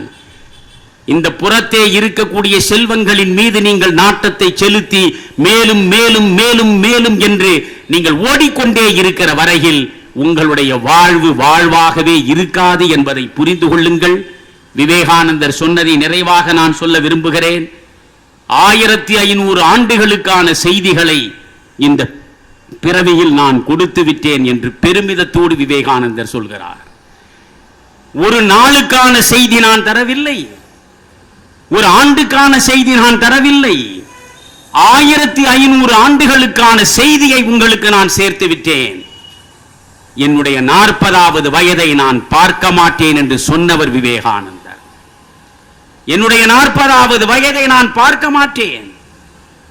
நண்பர்களே, 1901 1902 ஆண்டவர் இறுதியாக தன் மூச்சை நிறுத்திக் கொள்கிறார்.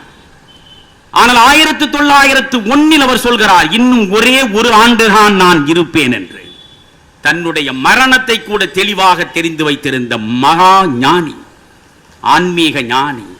அவர் முழுக்க முழுக்க பேசியதெல்லாம் மனித நேயம்தான். அவர் இந்த மண்ணில் இருக்கிற மக்களிடம் இறந்து இறந்து பிச்சையாக கேட்டதெல்லாம் அன்பு அன்பு அன்பு என்கிற ஒன்றைத்தான். இரக்கம் உள்ளவர்களாக இருங்கள். அறிவா இரக்கமா என்று கேட்டால் அறிவற்ற இரக்கம் என்பது என்னை பொறுத்தவரையில் இரக்கமற்ற அறிவை விட மேலானது, புனிதமானது என்று சொன்ன ஒரே ஆன்மீக ஞானி விவேகானந்தர் தான். ஒரே ஆன்மீக ஞானி. அறிவா அல்லது இரக்கமா என்று கேட்டால் அவர் சங்கரரையே புறம் தள்ளுகிறாரே. விவேகானந்தர் வேதாந்தி. விவேகானந்தர் முன்னெடுத்து வைத்தது வேதாந்தம். வேதாந்தத்தினுடைய அடித்தளம் அத்வைதம். அத்வைதத்தை வழங்கிய ஆசான் ஆதிசங்கரர். அந்த ஆதிசங்கரரை பற்றிய விவேகானந்தர் பேசுகிற பொழுது, ஆதிசங்கரர் அறிவு கூர்மையின் உச்சத்திலே நின்றாலும் கூட ராமானுஜரிடம் இருக்கக்கூடிய இரக்கம் அவரிடம் இல்லாமற் போனது என்கிறார். ராமானுஜரை ஏன் பாராட்டுகிறார்?